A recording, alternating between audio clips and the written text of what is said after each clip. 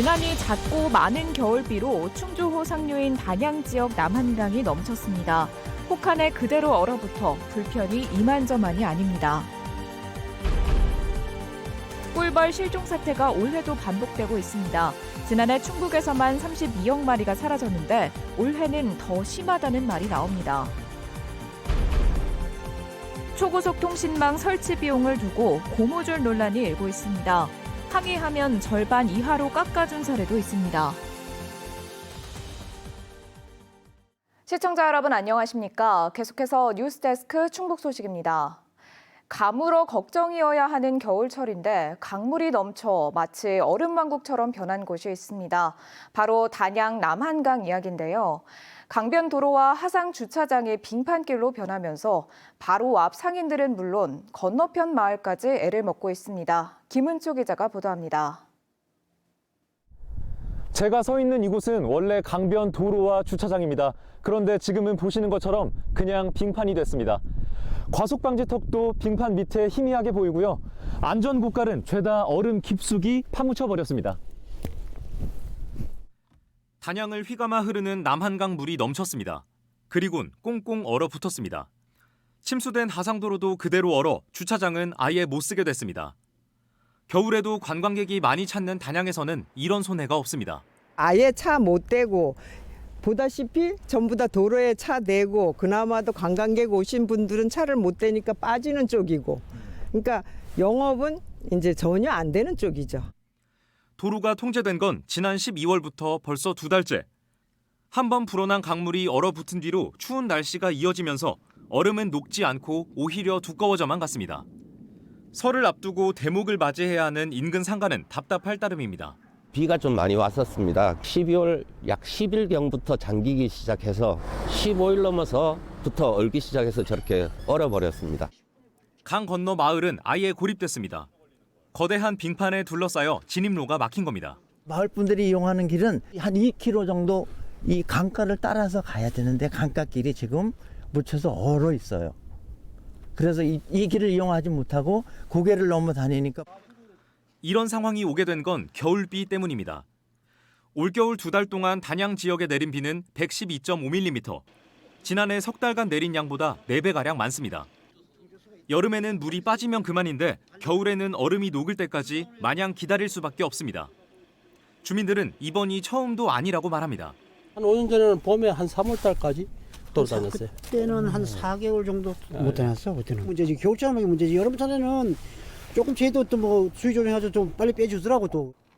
충주호 상류인 단양 지역 남한강 수위는 충주댐 수위에 직접적인 영향을 받는데 이번 겨울 최고 수위는 138.7m. 이 지역 침수 기준을 1.7m 넘어섰습니다. MBC 뉴스 김우초입니다. 송상호 충북 기후위기 비상행동 공동대표가 청주 상당구 국회의원 무소속 출마를 선언했습니다. 송 예비 후보는 기후재난 시대에 정부도 충청북도도 시민의 안전을 책임지지 않고 있다면서 탄소 발생을 통해 불을 축적한 사람들에게 책임을 묻는 정치가 필요하다고 밝혔습니다. 송 예비 후보는 녹색당과 정의당을 비롯한 진보 정당에도 기후의제를 전면화하자고 제안했습니다. 진보당 충북도당이 선거대책본부를 출범했습니다. 진보당 충북도당은 오늘 청주 상당공원 4.19 혁명 기념탑에서 선대본 출범 기자회견을 열고 총선 연대 야권 200석을 반드시 일궈내 윤석열 정권을 심판하겠다고 밝혔습니다. 진보당은 이번 총선에서 청주 흥덕의 이명주, 충주의 김종현 2명의 후보를 낼 것으로 알려졌습니다. 겨울철만 지나면 꿀벌이 흔적도 없이 사라지거나 집단 폐사하는 일이 최근 몇 년간 계속되고 있는데요. 올해도 어김없이 반복되고 있습니다. 현장에서는 올해가 피해가 심했던 지난해보다 더욱 심각하다는 말까지 나오고 있습니다. 김대웅 기자입니다. 월동을 마친 벌통을 열어봤습니다.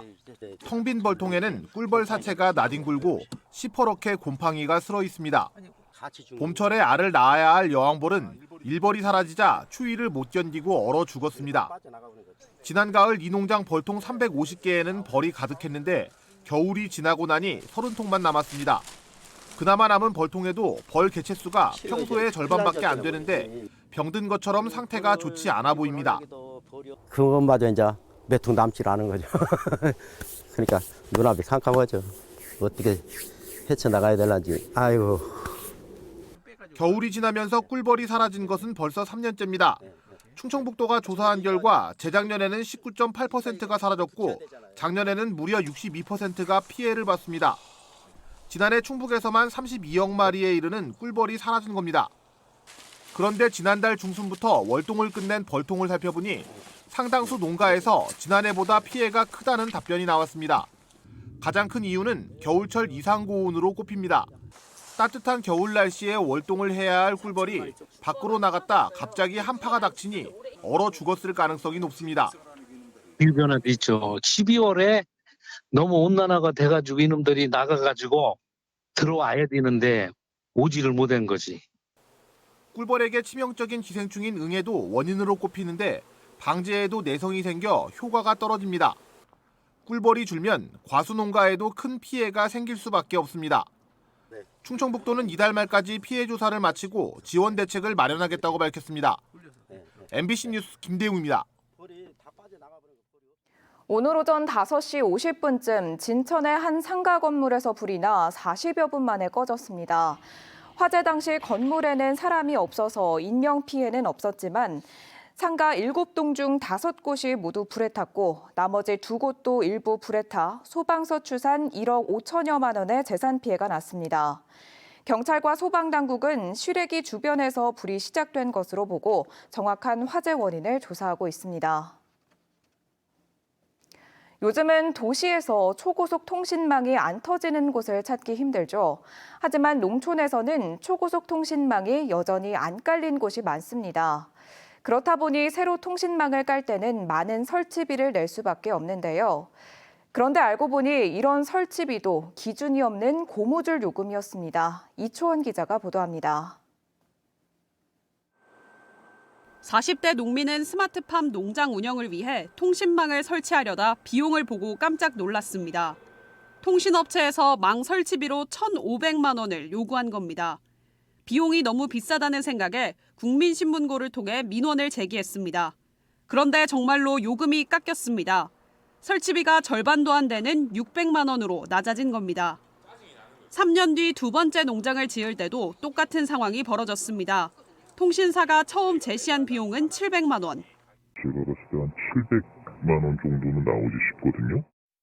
3일 뒤 업체를 직접 찾아가 설치 비용 기준에 대해 따졌더니 비용은 550만 원까지 내려갔습니다. 여기서 끝나지 않았습니다. 농장주가 사흘 뒤 받은 최종 설치비는 100만 원대까지 떨어졌습니다. 처음보다 80% 넘게 깎아준 겁니다. 제가 만약에 민원을 넣었거나 전화를 하고 제가 지사를 찾아가지 않았으면 고스란히 전 600만 원을 주고 설치해서 인터넷에 썼어야 되는데. 어떻게 이런 가격 할인이 가능한 걸까? 설치 비용 기준이 있냐는 취재진의 질문에 통신사는 명확한 기준을 제시하지 못했습니다. 지역이나 지형에 따라 비용이 달라질 수 있다는 겁니다. 터무니없이 가격이 낮아진 것에 대해서는 처음에는 대략적인 비용을 추산해 안내했을 뿐 현장 답사 후 더 나은 방법을 찾아 가격을 낮춘 것이라고 설명했습니다. 하지만 명확한 기준도 없이 소비자가 알기 어려운 방식으로 비용을 고지하는 건 문제가 있다는 지적입니다. 계약의 중요한 사항은 당연히 법적으로 사전 고지가 돼야 되는 내용입니다. 홈페이지가 없다 하더라도 그 소비자가 요청하면 당연히 보내줘야 되는 내용입니다. 명확한 기준도 없이 고무줄처럼 그때그때 달라지는 통신망 설치비. 항의하고 따지는 고객에게만 비용을 깎아주는 것 아니냐는 불신만 자초하고 있습니다. MBC 뉴스 이초원입니다. 고등학생 시절 알고 지내던 중학생을 집단 성폭행한 20대들이 3년여 만에 실형을 선고받았습니다. 청주지방법원 충주지원 이형걸 부장판사는 2020년 충주의 한 여관에서 중학생을 집단 성폭행한 혐의로 기소된 20대 남성에게 징역 5년을 선고하고 법정 구속했습니다. 또 함께 범행한 2명에 대해서도 각각 징역 3년 6개월을 선고하고 40시간의 성폭력 치료 프로그램 이수 등을 명령했습니다. 다만 같은 혐의로 재판에 넘겨진 또 다른 6명은 범행이 입증되지 않았다며 무죄를 선고했습니다. 지역 주택조합 자금 수십억 원을 빼돌린 혐의로 1심에서 실형을 선고받은 전 조합장과 업무대행사 대표의 항소심이 잇따라 연기됐습니다. 대전 고등법원 청주재판부는 청주 사직 2구역 업무대행사 대표가 재판에 불출석했다는 이유로 오늘 예정됐던 선고를 오는 15일로 연기했습니다. 전 조합장과 업무대행사 대표는 조합원 170여 명에게 토지 확보 비용이 추가로 필요하다며 68억 원을 챙긴 혐의로 1심에서 각각 징역 2년 6개월과 3년 6개월을 선고받았습니다. 약사고 인해 어려움을 겪는 충북 제약기업들이 합동 채용설명회를 열었습니다. 충청북도와 충북바이오헬스 산업혁신센터가 마련한 이번 채용설명회는 전국 20개 대학 약대생을 대상으로 셀트리온과 대웅제약, 동국제약 등 5개 제약기업의 구인 현황을 소개했습니다. 충북 소식 마칩니다. 고맙습니다.